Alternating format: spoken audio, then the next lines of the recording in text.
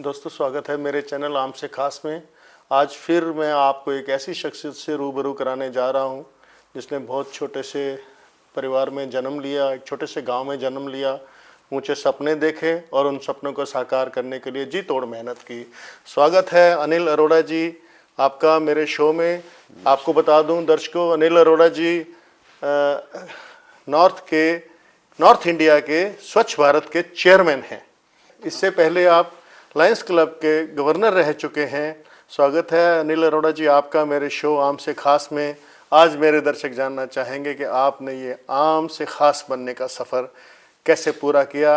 अपने शब्दों में अपनी जवानी अपनी ज़ुबान से बताएं हमें, ताकि दर्शक भी आपसे मार्गदर्शन ले सके। स्वागत है। थैंक यू हरीश अरोड़ा जी, आज आपने मुझे मौका दिया यहाँ आने का अपने चैनल पे कि मैं लोगों से रूबरू हो रहा हूँ।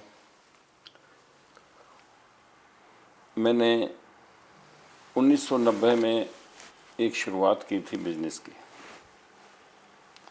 उससे पहले पापा की हेल्प करता था, स्टूडेंट था।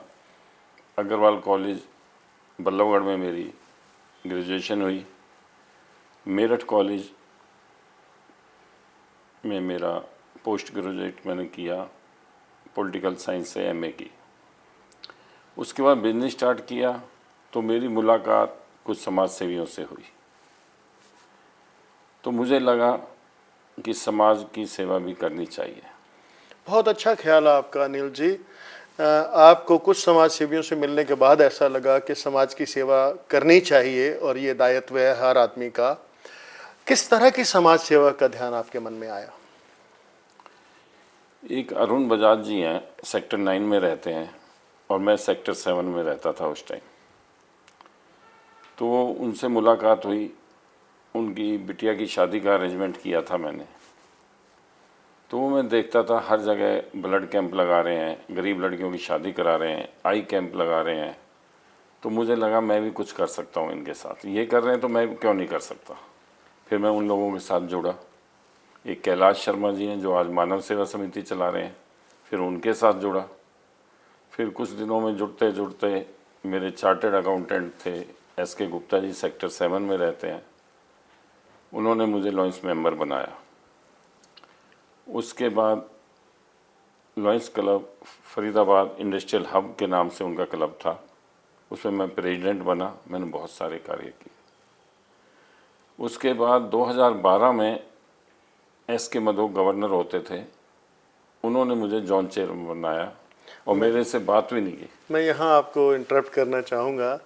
इतना सब कुछ एक बार में आपने बता दिया, इतनी लंबा सफ़र आपने छोटे से शब्दों में बयान कर दिया। यहाँ मैं पूछना चाहूँगा, बिजनेस, फैमिली और ये चैरिटी और ये समाज सेवा, ये सबका बैलेंस कैसे बना के रखा आपने? सर, सबसे पहले इसमें सहयोग कहूँगा मैं अपनी धर्मपत्नी काजल अरोड़ा का। वो भी मेरा बहुत सहयोग करती है। सबसे पहले हम शाम को सोने से पहले रात को एक प्लानिंग करता हूँ मैं कि कल मुझे कहाँ कहाँ जाना है। एक मैंने कैलेंडर बना रखा है व्हाट्सएप पे, आजकल तो व्हाट्सएप चल गया, उस पर एक ग्रुप बना दिया, उसमें हम प्रोग्राम डाल देते हैं, किसका इनविटेशन आया और यहाँ जाना है। वो मुझे रिमाइंडर देती है आज आपने यहाँ जाना है। इससे आपसे लग रहा है ए ने हमारे को इनविटेशन दिया हुआ एक डेट में और सेकंड डेट में दूसरा आ रहा है, तो उसको एडजस्ट करते हैं हम लोग और बिज़नेस को बचा के रखते हैं। सबसे पहले बिजनेस देखते हैं, उसके बाद समाज सेवा देखते हैं।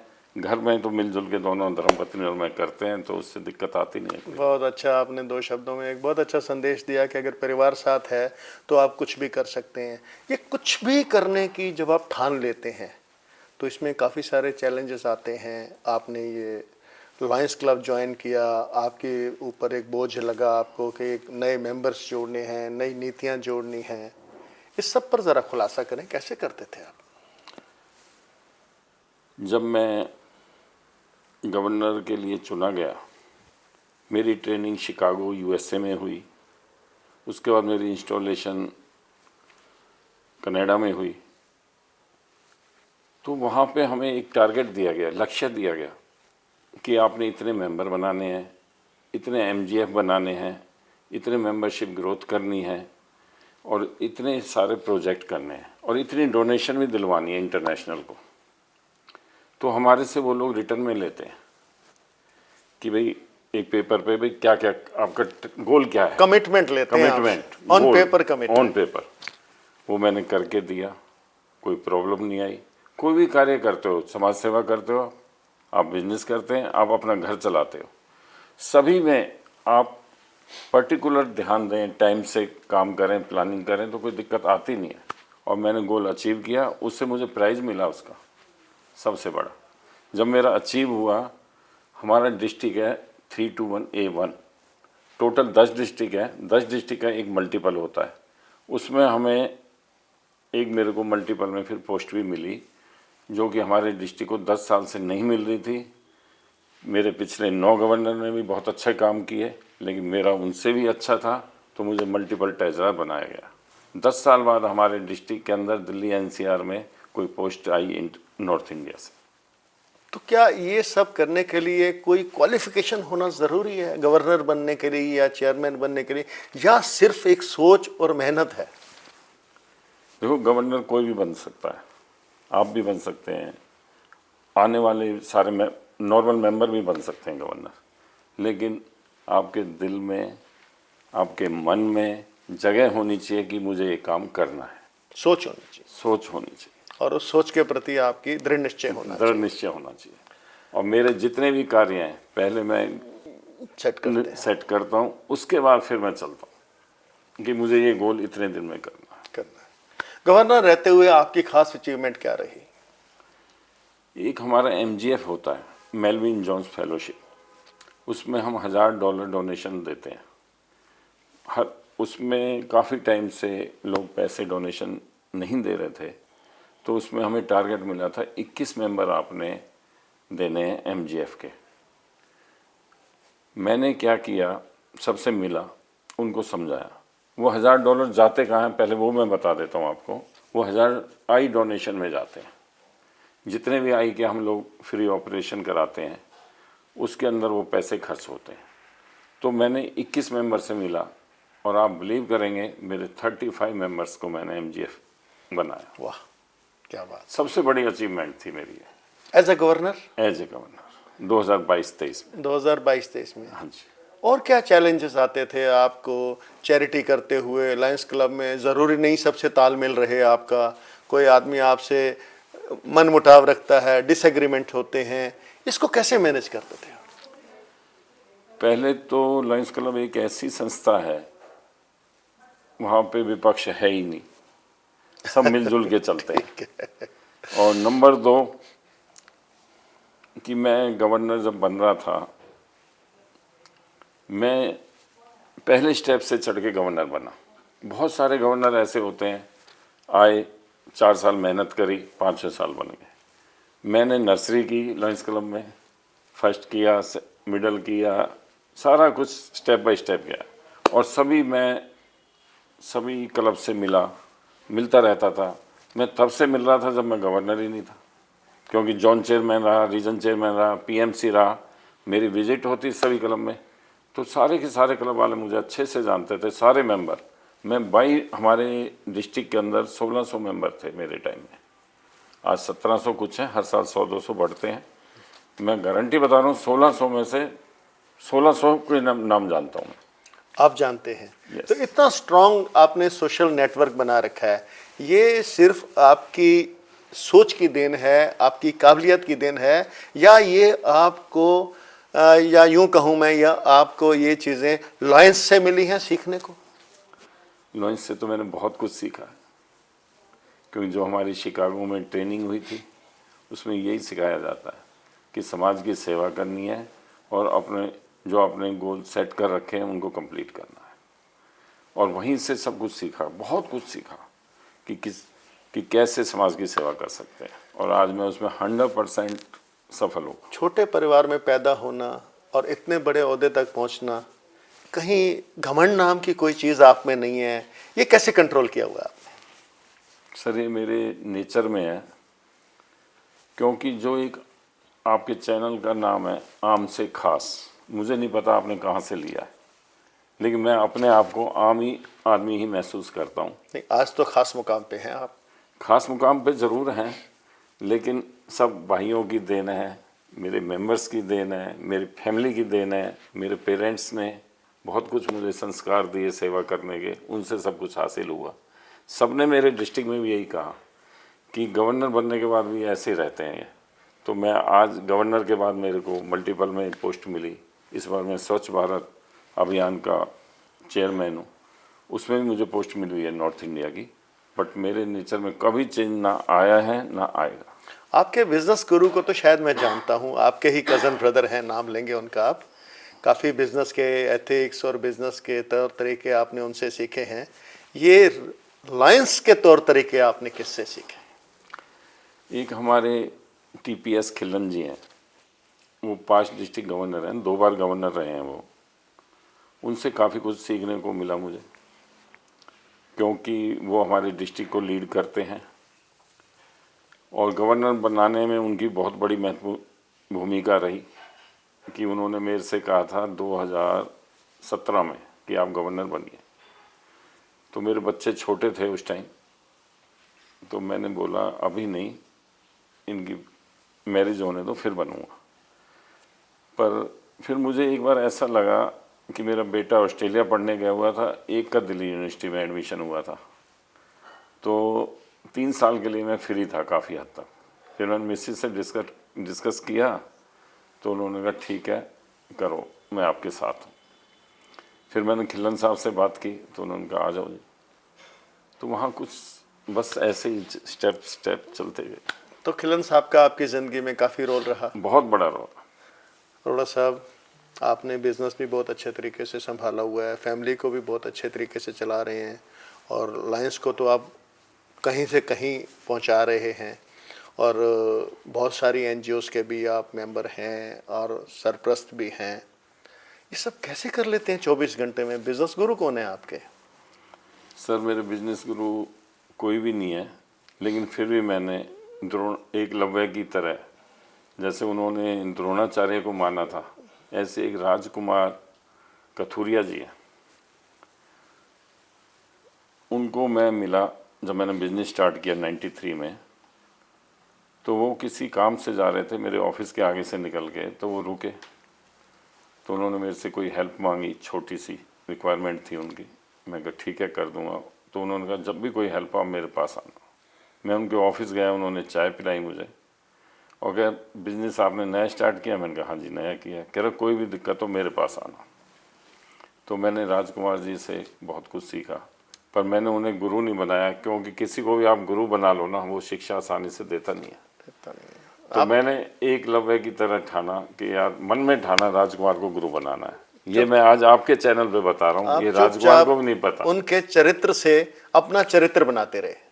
नहीं, उनके बिजनेस करने के स्टाइल को मैं उनके चुराता रहा, कॉपी करता रहा कि बिजनेस करने का स्टाइल कैसा है इनका, किस तरह से काम करते हैं। ठीक है। तो वहाँ से सारा कुछ सीखा मैं। और जो एनजीओज आप रन करते हैं उनके बारे में कुछ बताएं। एक वृद्धाश्रम है सीकरी में। अब समाज, ये तो लायंस क्लब में तो हमारे खिलन जी हैं। समाज सेवा में एक हमारे थे RD. Sharma ji, Indian oil से जीएम रिटायर्ड थे। तो मेरे पास कांटेक्ट था इंडियन ऑयल का, इवेंट्स का मेरा काम है। तो उसमें आर.डी. शर्मा जी मिले थे। चांस वाली बात है, मैं भी सेक्टर 7 में रहता था उस टाइम, वो भी सेक्टर 7 में रहते थे। तो उन्होंने रिटायरमेंट ली, तो उन्होंने कहा अनिल तुम समाज सेवा करते हो तो क्यों ना हम मिल के करें। तो उन्होंने और मैंने कहा बताओ जी क्या करना है। तो उन्होंने और मैंने मिल के एक वृद्ध आश्रम सीकरी में अडॉप्ट किया। वो हम दोनों ने 7 साल चलाया इकट्ठे। उसके बाद कोविड में उनकी डेथ हो गई। उसके बाद मेरे दोस्त हैं एक सुरेश शर्मा जी, वो लायंस मेंबर हैं वो भी, और मास्टर जी हैं सीकरी गांव से, वासुदेव अरोड़ा जी हैं, बहुत सारी हमारी टीम है। आज हम सीकरी में एक वृद्धाश्रम चला रहे हैं।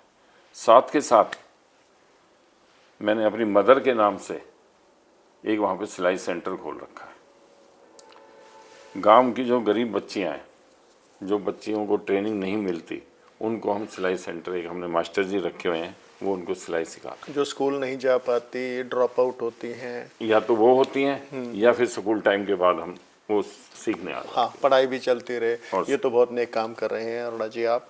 और बताएं, क्योंकि ऐसा सुनना हमारे दर्शकों को बहुत भाता है कि एक अकेला एक चरित्र, एक करेक्टर अनिल अरोड़ा कितना काम करता है। मेरे को लगता है 24 के 48 घंटे तो आप खूब बना लेते होंगे।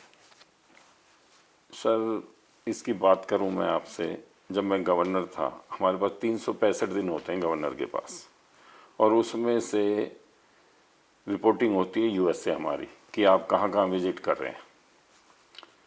और मैक्सिमम लोग जितने भी गवर्नर बने 250 विजिट करते हैं, 360 करते हैं, मेरी विजिट 1000 थी। और जब मैंने उन्हें मेल की, होटल के बिल्स दिए, क्योंकि एक साल हमें TADA मिलता है, तो मेरे वो सारा एक टारगेट भी होता है, लिमिट होती है, सॉरी टारगेट नहीं, एक लिमिट होती है कि इतने पैसे आपको मिलेंगे, खर्च कर सकते हो, बजट होता है। वो मेरा 3 महीने में पूरा हो गया। अगले 9 महीने मैंने अपने जेब से किया। तो मेरी सबसे ज़्यादा विजिट हुई है डिस्ट्रिक्ट के अंदर अपने 321A1 में। ये प्रेरणा तो मैंने मान लिया आपको अपनी पत्नी से मिलती है, लेकिन ये शक्ति कहाँ से आती है? शक्ति मेरे को मिलती है मेरे पेरेंट्स से। जब मैं पूजा करता हूँ, सुबह 5 मिनट की पूजा करता हूँ, ज़्यादा बड़ी पूजा मेरे से होती नहीं है, ना मैं करना भी नहीं चाहता। उसके बाद मेरे पेरेंट्स की फ़ोटो लगी हुई है दीवार पे साउथ फेसिंग में। सबसे पहले मैं यही प्रार्थना करता हूँ, मेरे फादर बहुत मेहनती थे, उन्होंने हमें यहाँ तक पहुँचाया, हमने और आगे ज़्यादा मेहनत की। तो उनसे ये प्रार्थना करता हूँ कि पिताजी मुझे मेहनत करने की शक्ति देना। आज भी मैं सुबह भी यही प्रार्थना करके आया हूँ, डेली करता हूँ। दूसरी प्रार्थना मेरी माँ से होती है, माँ मेरे रिलेशन किसी से ख़राब ना हो, कोई नाराज ना हो मुझसे, नाराज़ ना हो कोई मेरे से, इतनी मुझे शक्ति देना। तो ये सब ऐसे ही चल रहा है। नहीं, बहुत सारी खूबियाँ आप में अरोड़ा जी, एक शो में तो मेरे ये पूरी नहीं हो पाएंगी। मुझे थोड़ा सा और जानना है अभी आपसे लायंस के बारे में, क्योंकि ये चैरिटेबल क्लब्स हैं, ये लोगों की चैरिटी करते हैं। इसके अंदर धन का उत्सर्जन करना और धन को राइट डायरेक्शन में लगाना, ये भी एक बहुत बड़ी कला है। इसको आप कैसे कर पाते हैं? सर लायंस क्लब के अंदर कुछ ग्रांट इंटरनेशनल से आती हैं, वो गवर्नर के हाथ में होता है कि उनको कहाँ खर्च करें। पहले अप्लाई करना होता है, फिर मल्टीपल चेयरमैन उसे पास करता है, फिर इंटरनेशनल भेजता है। मेरे टाइम में ऐसा कुछ हुआ नहीं था कि हमें कोई ग्रांट नहीं मिल पाई थी किसी वजह से। लेकिन फिर हमने क्या किया, हमारे जितने मेंबर हैं, एक हम कैबिनेट बनाते हैं, उसमें कुछ पैसे आए हमारे पास, 7000 रुपये पर मेंबर हमने एक सेवा योगदान रखा, सेवा सहयोग कह लीजिए। तो उससे कुछ पैसे आए, 150 मेंबर बने मेरे, उससे हमने कार्य किए। लेकिन वो पैसे, उनसे हमने वो कार्य किए, उनको इन्वॉल्व किया जिन्होंने पैसे दिए थे, वो कि भाई ये कार्य कर रहे हैं, गरीब लड़कियों की शादियां करा रहे हैं। और इससे और भी बड़ी बात मैं कहना चाहूँगा आपसे, हमारे फरीदाबाद के अंदर 18 क्लब हैं टोटल। हमारे NCR, Delhi, Palwal, Gurgaon, Faridabad, Rewari, Tauru, total 60 club हैं। इसमें पैसा कहीं से नहीं आता, हर क्लब अपनी कलेक्शन करता है, उनसे फिर वो खर्च करता है। सेल्फ जनरेशन है। Self generation. फिर हमने एक बहुत बड़ी चीज़ है, हम किसी से पैसे नहीं मांगते आउटसाइड में। अगर नॉन लाइन मेंबर, हम कभी पैसे नहीं मांगेंगे। हम सिर्फ अपने मेंबर से कहेंगे जी आपका आज बर्थडे है, आप क्या करना चाहेंगे? गरीब बच्चों को खाना खिलाना है, कोई और ट्री प्लांटेशन करनी है, ब्लड डोनेशन कैंप लगवाना है, गरीब लड़की की शादी करानी है, किसी के आँखों का इलाज कराना है, तो आप बताओ, हम करेंगे। और सबसे बड़ी एक बात और बताता हूँ मैं आपको, लाइनिज्म मेलविन जोन्स ने शुरू किया था, 100 साल से ऊपर हो गया, और 210 कंट्री में हम कार्य कर रहे हैं, हमारी शाखाएं, और वर्ल्ड की सबसे बड़ी ऑर्गेनाइजेशन है ये, चैरिटेबल। सबसे बड़ी बात है, मैं तो 2007 में जुड़ा, इससे पहले भी आप जैसे लोग सब जुड़े हुए थे। हमारे डिस्ट्रिक्ट 321A1 में फ्रेंड्स कॉलोनी, दिल्ली की सबसे महंगी कॉलोनी है, उसके अंदर में आई हॉस्पिटल है। उसके अंदर कैटरेक्ट जो ऑपरेशन होते हैं आँखों के मोतियाबिंद के, फ्री ऑफ कॉस्ट कराते हैं हम लोग। फरीदाबाद में और हमारे पूरे डिस्ट्रिक्ट दिल्ली NCR में 28 विजन सेंटर खुले हुए हैं। जितने पेशेंट आते हैं पहले उनका आई चेकअप करते हैं, अगर वो दवाइयों से ठीक होते तो दवाइयाँ देते हैं, नहीं होते तो उनकी डेट लेके दिल्ली ऑपरेशन होता है। आश्रम के फ्रेंड्स कॉलोनी है, वहाँ से ऑपरेशन करा के निःशुल्क, आप मेरे से कहोगे 5,000 लोगों को कराने, मैं 5,000 लोगों को करा के दूँगा। क्या बात है, बहुत बड़ी बात है। इतना बड़ा सेटअप आप रखते हैं और बड़े ऑर्गेनाइज तरीके से आप इसको रन करते हैं, ये सब मैं मानता हूँ एक टीम वर्क है। तो क्या आपकी टीम से जुड़ने के लिए किसी खास काबिलियत की ज़रूरत होती है या सोच चाहिए? इसमें सिर्फ सोच चाहिए, क्योंकि समाज में बहुत से ज़रूरतमंद लोग हैं। हम लोगों को भगवान ने इतना दिया है तो हमें भी समाज को कुछ देना है। समाज ने, हमारे जो कस्टमर हैं वो भी तो समाज से ही है ना, उन्होंने तो दिया है हमें, हमने मेहनत ज़रूर की है लेकिन हमें कुछ मिला समाज से, तो हमारा भी फ़र्ज़ बनता है हम समाज को कुछ दें। तो ये इसी उद्देश्य से लोग लाइन मेंबर बनते हैं, एक लोगों से जानकारी मिलती है, एक दूसरे से मुलाकात बढ़ती है, इस वजह से लोग लाइन्स क्लब ज्वाइन करते हैं। क्या इसके पीछे एक ये सोच नहीं कि आपका अपना बचपन भी अभावों में बीता हो, तभी ये सोच बनती है? जैसे आपका बचपन एक गांव में बीता, चीज़ों की कमियां थी, आपने ज़िंदगी में अभाव देखे होंगे, ज़रूरी देखे होंगे, क्योंकि माइग्रेटेड फैमिली से हैं आप। तो माइग्रेट होके जो लोग यहाँ आए थे उनके आगे रोज़ी रोटी के अलावा और कुछ था ही नहीं। समाज सेवा में मैंने बहुत कुछ देखा। जब हम छोटे होते थे हमारे पापा मेहनत करते थे, क्योंकि हमारे पास जो ज़मीन थी खेती करते थे वो। फिर वहाँ से जब पैसे आते थे तो 6 महीने वेट करते थे, वही पैसे आएंगे तो ये काम होगा। उससे पहले काम होने के चांस ही नहीं होते थे कुछ। कई बार तो फसल ही ख़राब हो जाती थी तो 1 साल की वेट करनी पड़ जाती थी। फिर अब जब मैं बिज़नेस में कामयाब हुआ तो मुझे लगा कि भाई जिनकी ज़रूरतें पूरी नहीं हो रही, जिनके बच्चे नहीं हैं या असमर्थ हैं, तो क्यों ना उनके लिए हम समाज सेवा करें। तो आपने जो ज़िंदगी देखी उसने आपको इंस्पायर किया? क्योंकि कोई भी काम वही बंदा कर सकता है जो उस राह से गुजरा हो। सोच बनती है। सोच बनती है। और आपको ये अच्छी सोच एक परमात्मा की देन थी, एक डिवाइन ब्लेसिंग थी आपके ऊपर, कि जब आप कमियों में जी रहे थे तो आप समाज के लिए सोच रहे थे। यस, बहुत बड़ी बात है, बहुत बड़ी बात है। उसी सोच ने मुझे समाज सेवा में लाया। आज आप जिस मुकाम पर खड़े हैं, क्या यहाँ आप सेटिस्फाइड फील करते हैं या अभी कुछ और अचीव करना बाकी है? मैं 100% सेटिस्फाइड हूँ। कोई ये कहे नहीं अभी ये करना है वो करना है, नहीं करना। समाज सेवा में कुछ गोल आपने और सेट किए हों? एक और इच्छा है समाज सेवा में। बताइए, खुल के बताइए हमारे चैनल पर, हो सकता है आपके साथ कुछ लोग और जुड़ जाएं। हमारा एक आई विजन का मेन प्रोजेक्ट है, क्योंकि आई हॉस्पिटल हमारे डिस्ट्रिक्ट का अपना है। आई विजन सेंटर हर क्लब ने अपने अपने खोल रखे हैं। ऑपरेशन दिल्ली होते हैं, मैंने पहले भी आपको बताया इसी। अब मेरा एक और उद्देश्य है फरीदाबाद में काम करने का, कि जितनी भी डेथ होती हैं उनकी आई डोनेशन होनी चाहिए।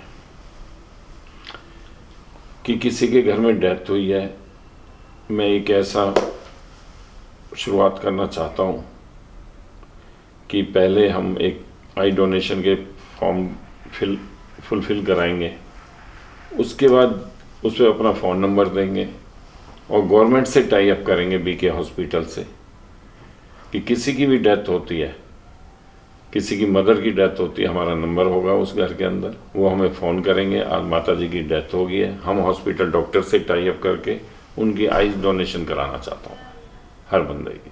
क्योंकि जो ब्लाइंड है, एक यहाँ पे ब्लाइंड स्कूल है सेक्टर 3 में NIT में, मैं उनसे भी जुड़ा हूँ, तो हम वहाँ जाके देखते हैं उन्हें कुछ नहीं दिखता, लाचारी है।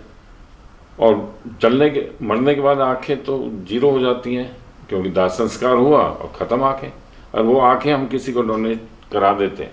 ये कैसे हो जाता है? कुछ समय लगता है इसमें या कितनी जल्दी करना पड़ता है? नहीं, ये सब इमीडिएट करना पड़ता है, 2 से 3 घंटे में। 2 से 3 घंटे के अंदर आपके पास इन्फॉर्मेशन आनी चाहिए उनको कैंसर नहीं होना चाहिए, कोई वैसी बीमारी नहीं होनी चाहिए। उसके बाद आप फ़ोन करोगे। हरियाणा गवर्नमेंट भी बहुत कार्य कर रही है। मैंने पीछे 2-3 डोनेशन कराई, आई डोनेशन, तो फ़ोन करते हैं, इमीडिएट वो लोग हमें सर्विस देते हैं। बस उनके पास इन्फॉर्मेशन होनी चाहिए। अब लोगों को पता ही नहीं है, बहुत सारे लोगों को, कि आई डोनेशन भी होती है। इसकी अवेयरनेस के लिए आप क्या करते हैं? इसकी अवेयरनेस के लिए मैं स्टार्ट करने जा रहा हूँ। जिस भी फंक्शन में मैं जाऊँगा, अपने फॉर्म फुलफिल कराऊंगा लोगों से कि जी आप अपना आई डोनेशन का भरिए, स्वेच्छा से, स्वेच्छा से, अपनी इच्छा, जबरदस्ती नहीं है, जबरदस्ती नहीं। और स्वेच्छा से वो भरेंगे।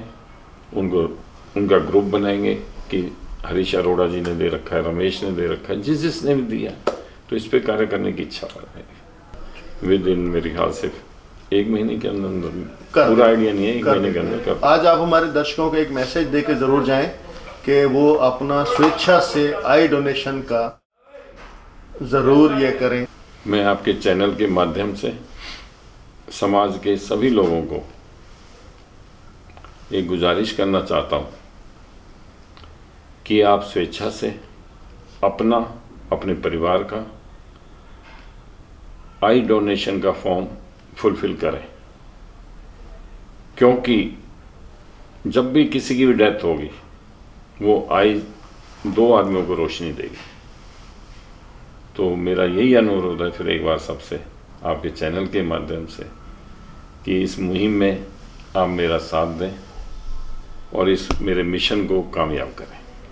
अरोड़ा साहब, आपसे इंस्पायर होके मेरा भी मन करता है मैं भी आपकी संस्था से जुड़ूं, और मैं भी चाहूँगा कि मैं अपना ये फैमिली फॉर्म जो भरूं। अगर ऐसा कुछ आपने शुरू कर दिया है तो मेरे से ज़रूर शुरुआत करें। और साहब, यहाँ मैं आपको एकदम फिर पीछे ले जाना चाहता हूँ। आपने इतना कुछ हासिल कर लिया, आपने परिवार के बारे में कुछ नहीं बताया मुझे। मेरी छोटी सी फैमिली है, 2 बेटे हैं, एक ऑस्ट्रेलिया में जॉब कर रहा है, एक मेरे साथ अभी बिजनेस ज्वाइन किया है। मेरा अपना बिजनेस है, शुभम फार्म, सीकरी में है, मेन हाईवे पे है। एक मैं मनाली में होटल रन कर रहा हूँ अपने पार्टनर्स के साथ। 2 ही बिजनेस हैं, बाकी काम मैं समाज सेवा में समय देता हूँ। और बच्चे मेरे सेटिस्फाइड हैं, बच्चों से मैं सेटिस्फाइड हूँ, खुद से भी सेटिस्फाइड हूँ, धर्मपत्नी से भी सेटिस्फाइड हूँ 100%। इतना बड़ा सर्कल आपने बनाया हुआ है, इतना बड़ा आप योगदान दे रहे हैं समाज के लिए, तो मैं भी आपके लिए स्वस्थ रहने की एक प्रार्थना करता हूँ। और आप अपने स्वस्थ के लिए क्या करते हैं दिनचर्या में, इस पे ज़रूर रोशनी डालें। मॉर्निंग में उठ के फ्रेश होके सबसे पहले मेरा काम है मॉर्निंग वॉक के लिए जाना, उसके बाद आधा घंटा योगा करना, फिर पूजा पाठ करना। सबसे बड़ी बताऊँ, मैं सब दोस्तों के लिए सब कुछ मांगता हूँ कि सबका भला हो। ये मेरी पहली प्रार्थना होती है। अगर मेरे दोस्त खुश रहेंगे, मेरे पड़ोसी खुश रहेंगे, तो मैं अपने आप ही खुश हूँ। ये मेरी सोच है। बात है। ये डिवाइन ब्लेसिंग मिली कहाँ से आपको? मेरी माँ से मिली मुझे ये सारा कुछ। वो भी ऐसे ही करती थी? ऐसे ही करती थी। बहुत अच्छा लगा आपसे गुफ्तगू करके। आज इस चर्चा में मेरा मन नहीं भरा, अगली बार ज़रूर आपसे और जानना चाहेंगे, मेरे दर्शक भी जानना चाहेंगे। आपने समय दिया, क्योंकि आपका समय बहुत कीमती है। ये जो समय आपने मुझे दिया, मुझे लगता है ये भी आप चैरिटी में ही लगाते। बहुत बहुत शुक्रिया, बहुत बहुत धन्यवाद, बहुत बहुत शुक्रिया आपका। आप यहाँ आए, हमने अपने दर्शकों से रूबरू किया हमने आपको। नेक्स्ट टाइम फिर आपसे समय लेंगे जब भी पॉसिबल हो पाएगा। अरोड़ा साहब, भविष्य में आप और तरक्की करें, और बड़े ओहदों पर पहुँचें, और सेवा करें, समाज की सेवा करें, समाज में जो व्यथित लोग हैं उनकी सेवा करें। यही शुभकामनाएं हैं हमारे चैनल की तरफ से। आपको बहुत बहुत धन्यवाद। Thank you, thank you.